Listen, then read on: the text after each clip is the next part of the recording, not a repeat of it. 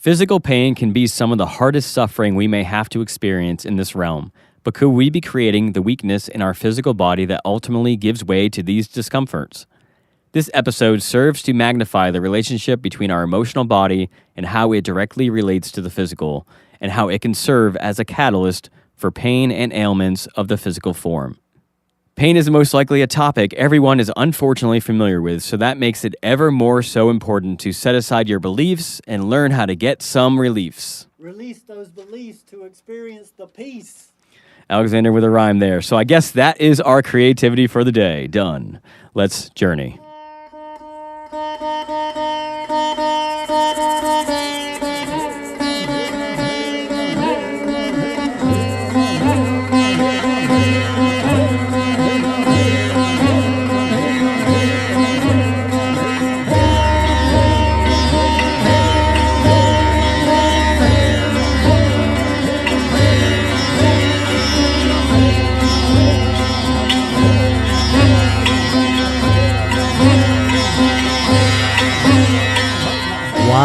Wise. With Aaron and Alexander. Uncovering our authentic self. Through self-awareness, conscious communication, and emotional responsibility. Many people are experiencing physical pain in this modern day age, Alexander, and one thing that the Just philosophy and you bring to the table is how the emotional impacts the physical. And so today we're going to get more into that and give examples, real world examples on how this exact thing can be seen in our reality nowadays. So Alexander, do you want to start off by giving a little more background information on this idea and maybe how you arrived to this conclusion? Connecting all the dots is kind of the will be the theme for this little episode, and to realize that we have many different levels of our field, so to say. We can call those layers of the onion, some people say, and it is all connected. Physical level, that includes like the chemical part. We have an astral or spiritual type of level. We have a mental level, and we have emotional and energetic. All of these different levels are consistently talking to each other. And the example that I'll start with is if everyone listening to this podcast would just hold their arm out straight, 90-degree angle with their side. And when you first do that, it's easy. It's no big deal. Feel like, there's just the weight of your arm that you're dealing with. But then I'll ask you to hold your arm out like that for the duration of this podcast and see that over time, for some reason, it seems to get heavier. But there's no added weight happening. So I hope that all of you are doing this, if you're able to, because I truly want you to feel it, to feel what this feels like. I'm going to connect this to the emotions, that sometimes we can have emotions, whether it be anger or frustration or sadness, and we kind of go through it and we don't pay any attention to it. We're really looking at how soon we can get over that feeling. And I do bring in from previous episodes the difference between feeling and emotions. So each time you use the word feeling, ask yourself if you're talking about unconditional love. If you're not talking about unconditional love, then it's highly likely that you should be replacing the word feeling with emoting.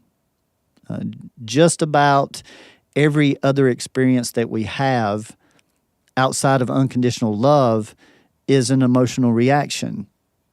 So when we have a consistent visit to these emotions, it's similar to holding up your arm for this long. It just keeps getting heavier and heavier and heavier. Well, eventually, all weight has to go somewhere. So those emotions, what it first starts draining is your energetic field. And the energetic field, of course, Western medicine has recognized it now as like a bubble or an aura around us. And when that emotion starts weakening that energetic field in a certain area, then it is likely to make the physical body vulnerable in that specific area. So today we're going to give like some examples and try to keep this fairly condensed because this is a very, very deep subject. And so the intention for today was to bring up some examples that both Aaron has experienced in his life, and I'm going to touch on a few examples that I have in my life as well, and maybe some just general topics. But we do want to connect these dots and to see that, how you emote is basically how you have been trained to react to something. How you think about something either exaggerates that emotion or dissipates it, and that's the mental part. And how our belief system connects to all of that is kind of like the spiritual part. And we just go on and on and on. And so our culture is just stuck in focusing on mainly the physical and not truly wanting to know what's behind that. And I think more and more people are growing to want to understand this. And so this is kind of where we're starting. We have talked about this in previous podcasts, and we're just going to today to give a few examples. Yeah, and one of those previous podcasts was, I think one of the first, may have been episode 2 or 3, where I came into you and I had a sore neck, and we went through that whole process of what that could mean. So we have talked about this in the past, and so this is not something new that we're introducing, but we are wanting to condense this information in one podcast so people can get a full spectrum look of this. So the part of the point of this is to give examples. Many times we give a lot of information, and then sometimes we want to do episodes to just give it real life examples. And I think that's what our intention today is. And I also hope that what we can do is give an example and then what that person should do after that, once they've experienced that. We could start with myself. So you've seen me over the past have some right shoulder discomfort, and I actually had some last week, I think. And I know a lot of times it happens after I'm sitting on the couch a certain way and leaning over to my left side, so I'm overextending my right shoulder to use my computer, which is obviously not good. I know that. Physically, on the physical plane, it's not good. Yeah, wear down like you're still holding your arm out, right, people? Yeah. Yeah, so, and obviously, sometimes I do this and I'm fine, and sometimes I do it and I get discomfort for like the next 2 or 3 days. And so we've had discussions, and I get the idea. I understand the concept that if I'm having some sort of thing going on in my life, and you can talk about what right shoulder stuff means to you, or even right arm and right wrist, because it's kind of that copper tunnel type of thing. I don't know if I'm saying that right, but because the pain once my right shoulder hurts, I can feel some of it going down my arm. Down, yeah. So I do understand that whatever issue could be happening, whatever that means on the emotional realm, can weaken my arm so I can't do the things I would normally do with as much stamina, or I guess maybe you'd use that word. So maybe go into what does the right shoulder, right arm stuff mean? Okay, well, first of all, we want to, bring in the basic understanding of right and left sides of the body, and the left side carrying the feminine energy and the right side carrying the masculine. And again, the majority of the time when I say masculine or feminine, I am talking about an energy as opposed to genders, because there are many male genders that carry high levels of female energies and vice versa. So that split is also the left side is the receiving side and the right side is giving. So many times when issues are on the left side of the body, this person is creating different situations in their life to block receiving. And that can come from traumas. It can come from hard situations growing up in their family, different things like that. And the right side is the masculine and the giving side. And so many times it can go either way. That soreness on that side the majority of the time is overgiving, but sometimes it can mean that you're not giving enough. So understand as you go through this is why we have to be honest with ourselves, to ask ourselves, like with that right side, and do I feel that I'm overgiving, or truly am I not giving enough somewhere?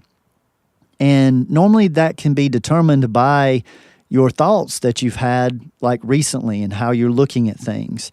And that's why it's very important for us to keep a kind of mental checklist about, whoa, where's my mind at? Because it's having an effect on my body. So right shoulder stuff can be very much from type A people, overgivers that give too much of their time or their energy or their money. But the main thing about this is not the actualization of the giving, it's the mental understanding or the resistance of it. The pain comes in when we're experiencing duality instead of polarity. And of course, we've discussed the difference in this in many different podcasts before. But when we have a resistance to do something and then we go and do it, we're creating an internal friction. So like somebody can be overgiving to maybe a parent because they're emotionally unstable or something like that. And, and you just love your mother, no matter maybe how she's treated you in the past.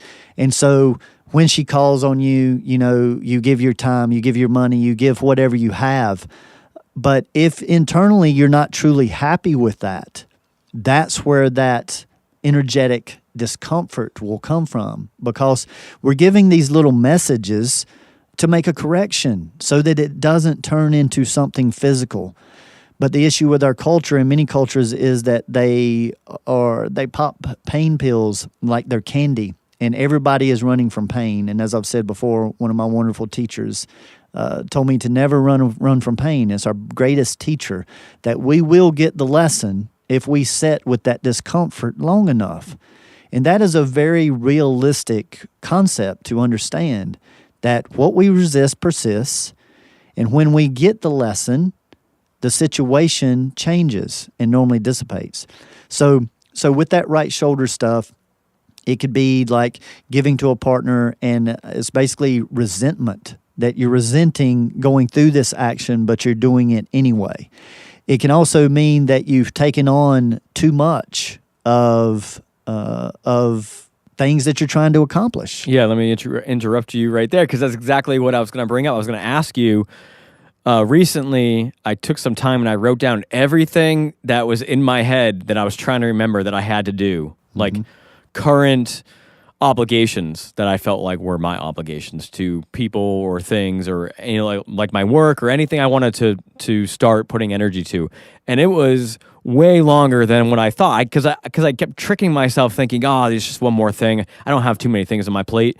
And when I actually put it on a list, it was, a good 20, 25 lines of things. And then when, after seeing that, it did help, but I was still overwhelmed. But at least I could now have an image of, one, that I had a ton more than what I thought, so I need to stop. Right. And two, start taking some of these and narrowing them down into smaller steps so I could start knocking some of this off. Yes, and I think I'm so glad that you mentioned that, because I think this is the case with majority of people, that they have a lot more on their mind than they realize. And once you start putting things down, and I like to suggest put them in priority to really work with that energy to see, whoa, because when you start trying to put things in priority, like a list of things that you have to do, you have to, at that point in time, physically choose those priorities. Well, see, mentally, those struggles are going on in the subconscious, but when we're not aware of it, it gets by us. So, for example, one time I went to visit my mother, and she was, in her early 80s. Well, I was sitting there, and I could feel her sadness. Being an empath, I could feel her sadness, and I said, "Mom, why don't you just cry to release some of that sadness?" And she said, "Well, son, if I knew what to cry for, I would." And I said, I just intuitively felt that it was worry. And I said, "Mom, do you worry?" And she was like, "No, I don't think so." I said, "Okay, do you think about your bills every day?" And she's like, "Well, it crosses my mind." And I said, okay, a consistent thought that carries a negative ripple could be the definition of worry. But see, the thing is that she's been through things in her life where she really worried about.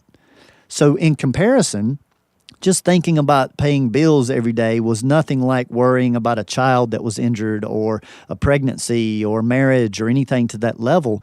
And this is the part that people are missing, is that constant strand of repeated thoughts is what drains that energy field. And this is what that you described when you wrote down the things rather than just keeping them in your mind. You started seeing, whoa, there's more here than I realized. And then the next step is to start putting those in priorities. You begin to truly understand on the different part of the brain of what it's doing kind of in the background, just very similar to computers, that there's a lot going on in the background of the computer rather than just the one program that you're paying attention to, especially if you have 10 tabs open at one time. Damn. And I usually have like 200. Right. Seriously. Damn, whoa. So, and most people accept, depending on the level of their computer, that can slow down the processing of any work that you're doing. So I think that's very important and nice that you put in there. So getting back to that shoulder stuff that Aaron was going through, and seeing that, and it was suggested at that time for him to look at everything that he was trying to accomplish, and was he using his authority and strategy, from the human design that suggested to respond to life. Many times we get in this state of creating or manifesting, which we just did an episode on, but we are really, the majority of people, over 70% or so, close to 70%, are designed to respond. And everybody's out there trying to create things. So that right shoulder stuff, I've seen it many times, that it is very often with people that are major doers. And sometimes they have a little bit of a control issue because they're trying to micromanage every part of something rather than delegating. So, part of the solution to that is you have to work on your personality. You have to work on changing that. I can't micromanage everything that I have in front of me because it's exhausting. So I have to be okay with deferring this to somebody and then accepting if it doesn't happen the way exactly that I wanted to or within the time frame that we want to. But we have to make an agreement. Is our health and our well-being and our peace of mind worth something? If it is, then possibly that's worth deferring to somebody and then possibly them even screwing it up. But the majority of the time, if you hold people in a proper vibration or proper intention, they will follow through. So even having the idea of the fear that they will let you down is normally coming from some kind of, once again, trauma from the past, other people that have let you down in the past, that you are still allowing that to restrict you from moving forward in the present. And we touched on the last episode, I think, where you talked about anytime you celebrate, like doing good at disc golf on the front nine, then there comes this pressure, and normally things will drop off on the second nine. And I had suggested then to just stay in gratification of how good you did on the first nine, and not even step into that, oh, I probably won't continue to do this good. Because that's sending out that negative ripple, so to say. But being in acceptance of, wow, I'm going to celebrate these front nine, and no matter what I do on the second nine does not change this first nine, because that's a fact. And even, I would say, even saying no, that's something that I've started practicing the last few years, but now I'm realizing that I still need to keep saying no to things, or just agree to give it to somebody else or let it go, right? Because I can't keep taking things on. Type A people or doers, many times can have a challenge with saying no to others. Some people are here to be of service and to help, and so they truly are coming from a good place. But we have to remember, as one of my sayings, good intentions are the death of a wise one. Good intentions just aren't enough. You have to realize the void that it's creating somewhere, or the ripple that it's creating. And these discomforts are kind of like messages that are sent out for us saying, hey, it's time to change, it's time to shift some here. And many times we need to start with our perception of how we're looking at it, above just stopping the giving. So maybe you need to give to that mother, but check yourself of how you're really resisting it and make peace with while you're giving to her to be like, no, I'm happy to be able to do this. And if I'm not going to be happy doing it, then I need to come up with a way to communicate this with her, to defer to somebody else that maybe can help in the family or something like that. So the ego is connected to very largely to all of these discomforts and the messages that are coming from the energetic and emotional field. In a previous episode, we talked about some sports-related injuries, and one example was the football team, the New York Giants, were going through some type of like coaching change or uncertainty with their coach, and they had like 3 of their top wide receivers all have foot injuries within like a 2 or 3 week span. And we touched upon that, and so I don't know if you want to re-emphasize that and the injuries around in sports, and maybe even get into accidents, things that happen where you're least expecting it, and what the meaning behind that could be. Yeah, good point. So yes, I have a limited understanding of what was going on with the Giants at that time, but my understanding is that they were looking to rebuild from the ground up. They had already gotten rid of their coach. They were questioning their quarterback. They had actually benched him. And so everybody on the team, I think, was very distraught in the direction that the team is going.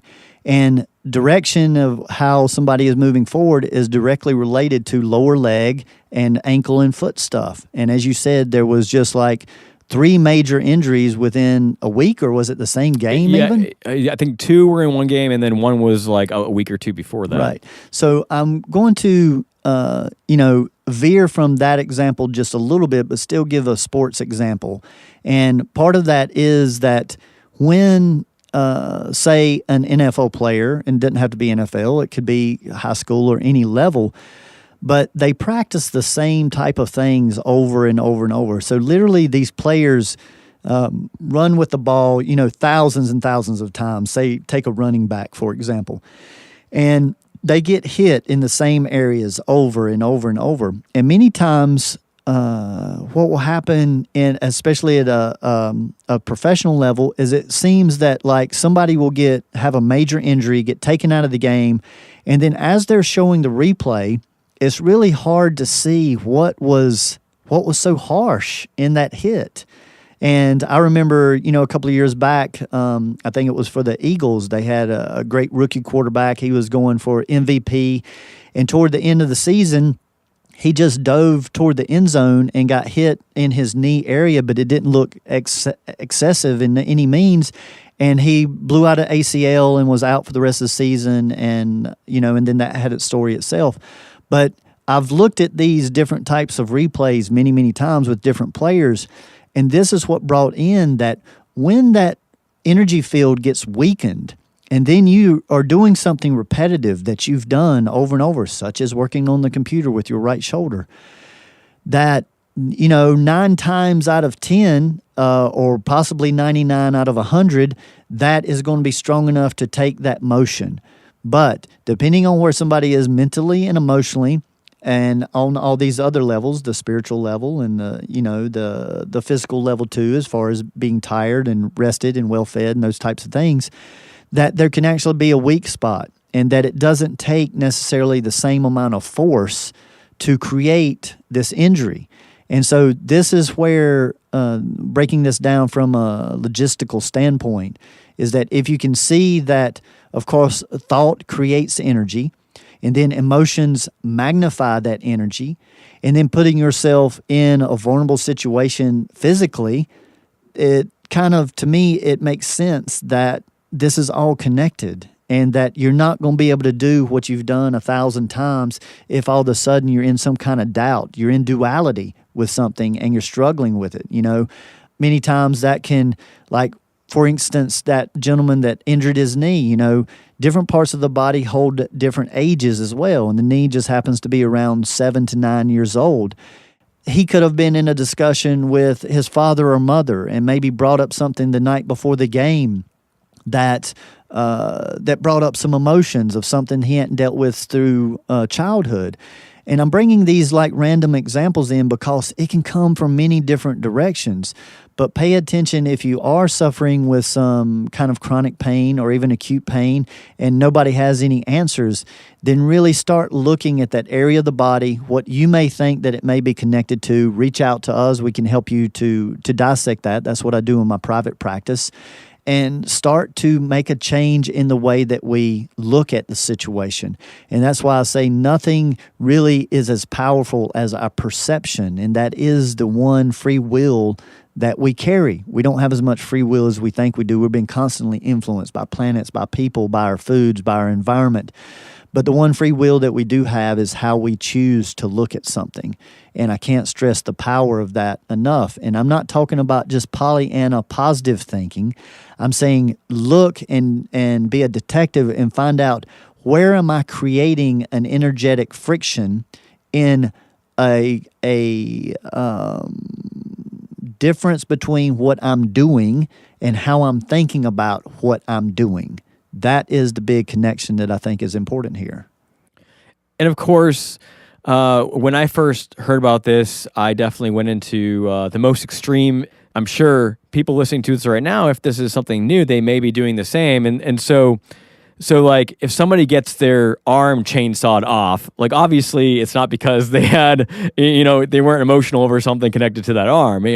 So there is like, this doesn't explain everything, but it can go a long ways in explaining a lot of these pains, even if they're like mystery pains. Because sometimes Yes. people, like for instance, fibromyalgia is like still a mystery in modern science, and nobody knows where these phantom pains come from. And maybe this is connected. Yeah, and this is where I've worked with many clients with this type of unexplained pain and with these diagnoses.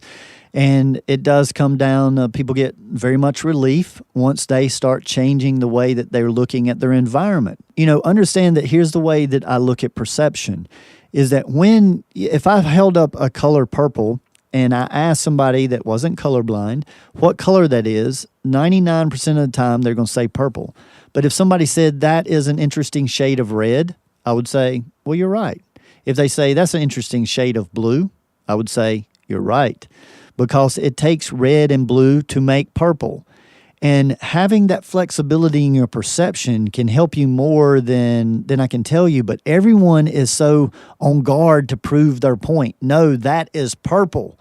Why are you going to exhaust your energy instead of adjusting your view to go, oh, okay, this person is seeing more blue in it and less red, and so they're calling it a shade of blue because they are correct. So, in getting into that chainsaw analogy that you just mentioned, or any other so-called accident, I do even want to bring it in to something that bizarre, that whether it was the cause or not, it's still worth looking at. That, what arm was it? What part of the arm was it? It all does have messages. So many times, like somebody may have a fall, and sometimes they don't get hurt at all. And sometimes they can just maybe stand up wrong and twist their foot. Like I was talking to a client recently, and they were in a meditation class, and they hadn't grounded properly. And they come out of that, and they were getting ready to leave, and they stood up and started walking and just twisted and broke their foot just right there. Wow. Just because, whether it was they weren't paying attention. But first thing I asked her is I said, did you have concerns about how you were going to move forward in life? And she's like, oh, yes, I was under a lot of distress. Me and my husband was splitting up. He was the major breadwinner. So now I was looking at how am I going to make money? How am I going to move forward? And so, I brought it back around to help her to see how that was all connected. So even these so-called fluke accidents can still bring a lot of information, because the point is that anytime we see that we are stressing about something, we are processing the information incorrectly. And if we are processing and being patient and practicing patience, then it will always come clear, because it's not the actuality of the event. Once again, it's how we think about the event. Like little Johnny at home, 5 years old, hears a mom that says over and over when little Johnny messes something up, wait till your dad gets home. See, it's not about what the dad actually does always when the dad gets home, because the mom may not even say anything to him. But little Johnny has been stressed out, worried about what dad's going to do for the last 5 hours. And when that becomes a pattern, most parents don't realize that this is a scarring that's happening. You are repeating something over and over to a child, and that child more than likely will create anxiety issues in their adulthood and not make any connections to that at all. So once again, we do want to mention that it's not about blame or pointing the finger at what anybody did to us, just to recognize it and then change the perception, which will change the energy, which will alter the emotional reaction, which will alter the discomfort or the friction within the body. So it does seem like pain is the greatest teacher, just like we say that everybody can be your teacher if you stay out of judgment. Yes, it seems like pain is the pain same can way. and every situation, but you have to want to. So, the Buddha had a great saying that life is suffering, and many people misunderstood that. But where I took that in my level of learning, when I come across that, it made so much sense, because there is going to be suffering on this plane. And you either embrace that and learn from that suffering and change the vibration, or you will continue to attract the same suffering over and over and over. And after going through my own bout with subtle energy healing after losing my wife, I truly understood this much, much more clearly. So when I was going through my own subtle energy healing after the trauma of losing my wife 11 years ago, I had pains that traveled around my body, and I could literally feel it moving. So the majority was over a 5-year span in my chest. And certain people want to say, oh, it was panic attacks, it was this. Many people wants to give it labels, but that still doesn't give any answers. So I had this ongoing 24 hours a day discomfort in my chest. It felt like a burning, stabbing type pain. And then sometimes I'd feel it shift down to my abdomen. And then maybe a couple hours later, it would go to between my shoulder blades. But every time it shifted, I would go into gratitude, because different suffering is easier than the same old suffering over and over and over.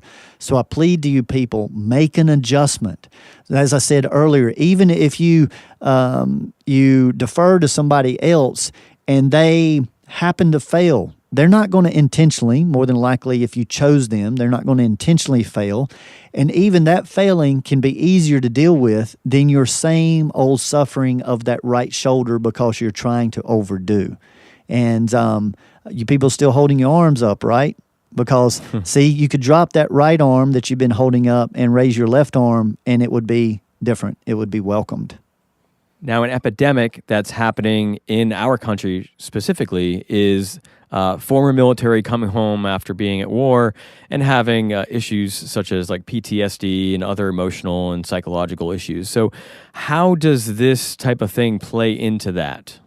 Well, wonderful question to add. And, I'll bring myself into this that, once again, I came from being a very, very grounded and centered, just kind of country boy. I didn't go through too much sickness or illness early in life. And then when I went through the stress of my wife having cancer and passing through that, 6 months later, my body crashed. And it took me 7 years to recalibrate that. 5 years to understand where the pain was coming from, which was frustration in my chest. And then 2 years of what to do about that. And it changed my compassion so greatly, I can't even acknowledge. Then I started thinking about, yes, war veterans that go and they get trained to just every day shoot and kill people. And they may not, most people aren't going to be in resonance with that. Some people, it doesn't bother them as much. But some people that are forced into wars, especially like during Vietnam and that type of thing, they're just trying to survive. But every time possibly that they kill somebody, they have, or even injure somebody, they have very harsh internal feelings and judgments on that. And so that starts to weigh on that, the emotions, the energetic field, the physical body, and then they might get sent home either by their will or by a discharge or something. And then they're expected to just fit into normal day society. come on, people, please have compassion for these situations and these people. And it's not just war. It's like the loss of a child, a car accident. Many, many traumas can have this level of effect. And that, from my standpoint and what I had to experience myself, was I had to completely recalibrate everything in my life. I had to be willing to change the anything that I watched on TV and put in through my eyes, all the music that I listened to. I couldn't listen to any music with like distortion type sounds or guitars in it anymore. And I had to change my food. I had to change the people that I hung out with. You have to, from my understanding, change almost every aspect of your environment. And the way that I got to that is about 5 years into me experimenting with this frustration and the discomfort of it. I was talking with a friend of mine at the time, and I said something, and I don't remember exactly what I said, but when I said it, it wasn't that she disagreed with me, which many times would create frustration through my life. The most frustrating thing for me through my life as an ongoing theme was when somebody would disagree with me but not necessarily have a better take. And this was very common for this friend that I had at the time.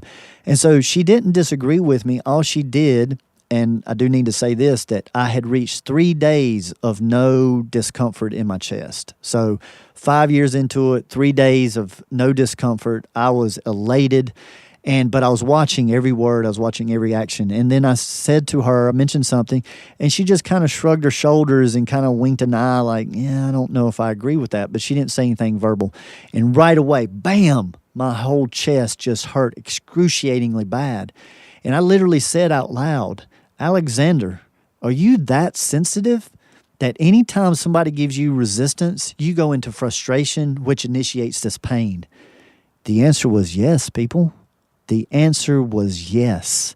And in order for me to get rid of that discomfort, to heal it and to move past it, I had to change the aspect of allowing anybody or anything in this life to frustrate me.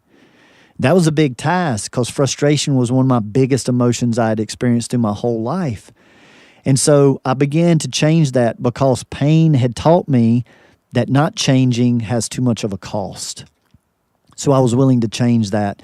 And in a matter of approximately, with me not understanding how to do this, not having anybody walk me through it, it took me approximately 2 years. So 5 years to understand it, 2 years to implement and to be successful at it. And I say that because it doesn't take me that long to help others because we're working as a team. And I was discovering this stuff by myself. So when I give my time frames, don't relate to that out there, people, because, someone can teach what it took them 5 times as long to learn in 5 times less time. So with that, when I accepted that, and then I started going through people and situations, and writing it down helps, that frustrate me, I set a strong intention of, I'm not going to allow this. Like I have a wonderful brother that we can test each other pretty often because we see almost everything in life very, very different. And that's where I went right away. I say go to your family and practice this stuff because they're the ones that can press your buttons easier than anyone else. So I used him for that anytime he was saying something or doing something that I started to feel any negative emotion about, I would talk to that emotion just like I would a child throwing a temper tantrum. And I would just say, anger and frustration, please sit down. Compassion and everyone having the right to speak their mind, please come forward. And so that action, from my standpoint, be willing to do that action, that correction, at least 100 times because you're going to fail sometimes. But I will say, I don't make many promises, but I will almost promise that if you will practice a change 100 times, you will affect change. Now, that can be once a day, and so you can do it in a third of a year, so to say, or it can be 3 times a day, and you do it in a lot less time.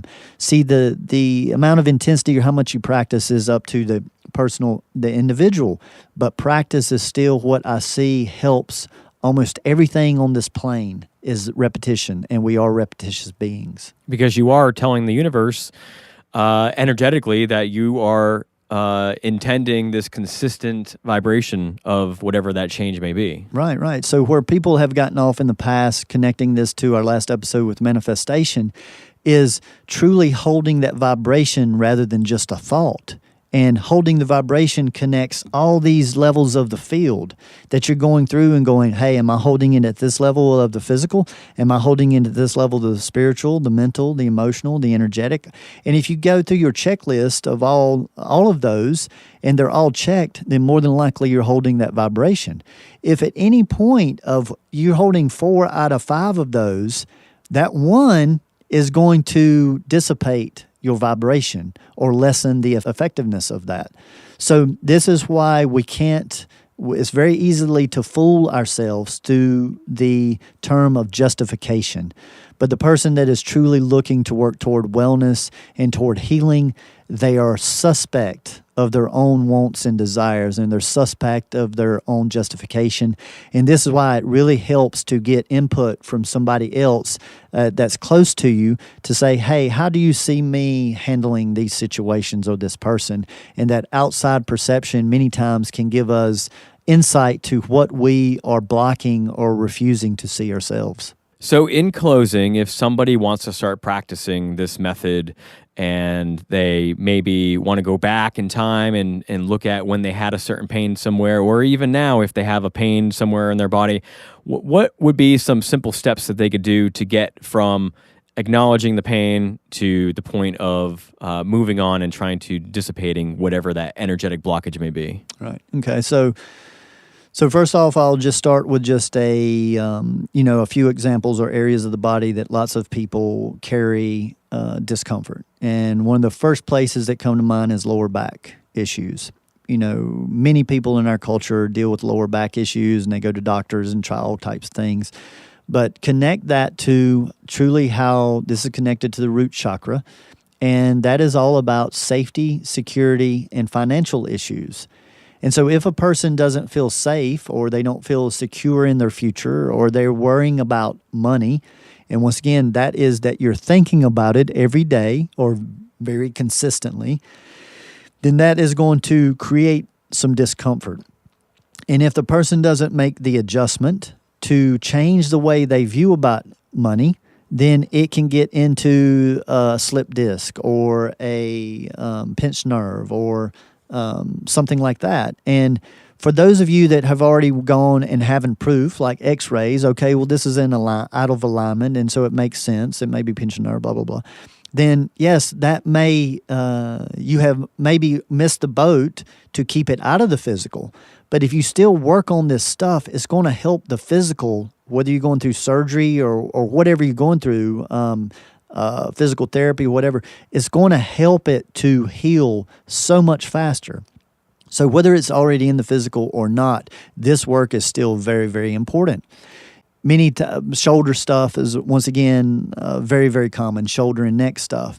And normally that is how they are looking at, how much of a load that they're carrying, maybe how much support that they have. Another thing that shoulders is connected to is that right shoulder stuff is, I have all the tools that I need, and I know that I have what I need to move forward in the direction I'm going. I'm just being belligerent or scared or concerned. That's right shoulder stuff, that you have the tools that you need. Left side is that you may not feel like you have the tools and, if I just had this one more thing, then I would be able to make that next step. And all of that is important because it's worth dissecting to go through what is this like connected to.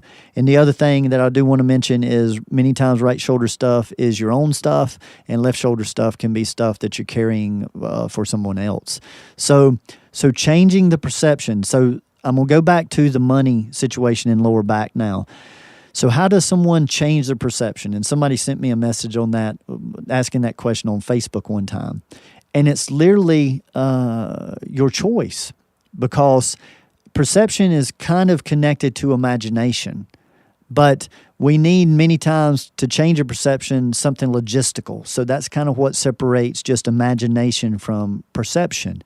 And so going back to that analogy of the purple, The purple has reds in it and it has blues in it. And so therefore it is a shade of red. It is a shade of blue. So say that somebody's going through a divorce hypothetically, and the husband was the main person bringing in the money, and now they're going to have to change their direction. So it gets scary. Maybe this person hasn't worked in quite a while. So the perception is either fear of, oh, I'm worried about getting a job. I'm worried about being good enough. I'm worried about making enough money to live the lifestyle that I like living. And that's many times the thought process that people will go through. Or they can go through just as easily to go, this is a wonderful opportunity for me to experience something new. So I bring this back to like many children look at the unknown as exciting. And then we're taught to worry about the unknown. Get your insurance, plan for the future, all this stuff that we're taught in our culture that keeps us from that present moment. And so how we look at something has a drastic effect. And we can change that perception by just being open, first of all, to just another option of how to look at it. And so in that situation, once again, if that person had suffered enough, they would be willing to change their lifestyle and simply say, you know what, I'm interested and happy to live less of a fluent lifestyle of spending money to be out of pain and to be away from this person. So I'm excited about this change. I don't care what kind of job I have to get. I will develop it into something that truly means something to me eventually. See, that's just an example of a change in perception. But it's not necessarily changing the actualization of the physical act of having to go out and get the job. So this is back to holding a vibration rather than just holding a so-called positive thought. I'm not promoting just positivity. I'm promoting realistic ways to look at things. And what would be a positive thought example there? A positive thought, just right off the bat, is no, I have. Let me think about that.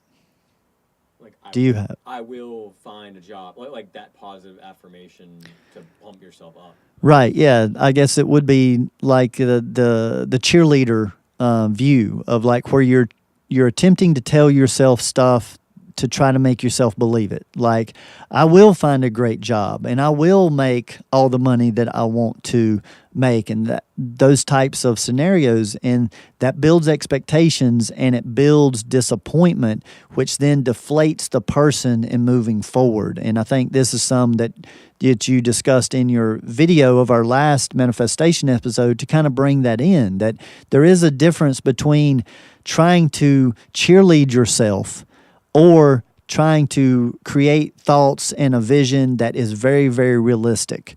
And so that excitement of the unknown, I don't know the doors that this will open for me. I'm happy to do whatever change is necessary to get rid of this other person in my life. All of those are very realistic ways to approach change and to work with that mental energy, because many people that try positive affirmations, they're really trying to talk themselves into something. And I mean, it's almost impossible to talk yourself into something, just like most people don't enjoy when somebody else is trying to talk them into something. So you have to be open to the concept, and my way that I reach people and suggest to people is a very realistic way that, once again, fits within your design that we help you to understand. And so we can pinpoint this very, very clearly, but in a general aspect, that's kind of what we've talked about and reviewed in this podcast. And what Alexander was talking about by the video, he and I have started having sort of reflection videos where we each individually, or maybe sometimes together, reflect on our last episode and maybe add something that we forgot to say, or even some more examples of our personal life and how what we talked about in the previous episode applied. And don't forget, before we jump into our 3 minutes of silence, we do have our Patreon account where you can sign up for exclusive content. And don't forget to share and review our podcast on iTunes and our Facebook. Thank you. All right. And now our 3 minutes of stillness. Enjoy.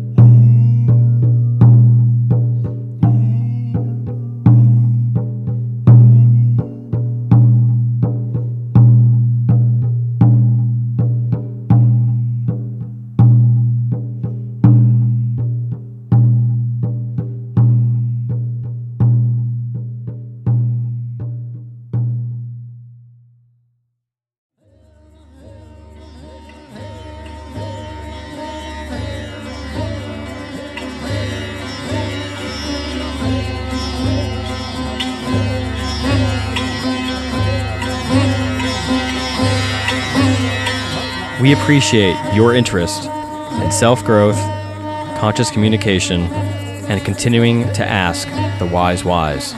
And remember, gradual changes over long periods of time equals lasting results.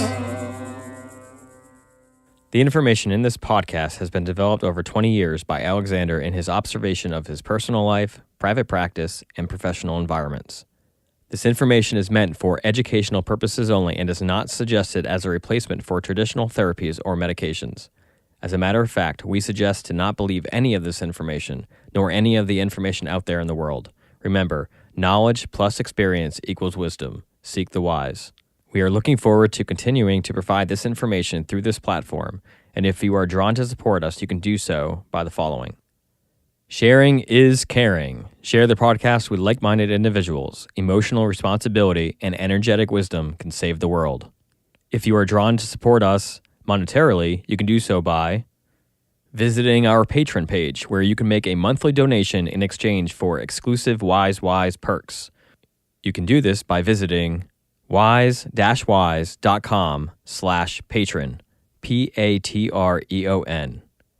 Next, you can head over to Alexander's website, where you can book private consultations in person, by phone, or on Skype. Find out more information on his live performances, class schedules, products, including birth chart analysis reports and music, and check out more information on his sound therapy tables. To do so, you can visit vibrotune.com, vibrotune.com.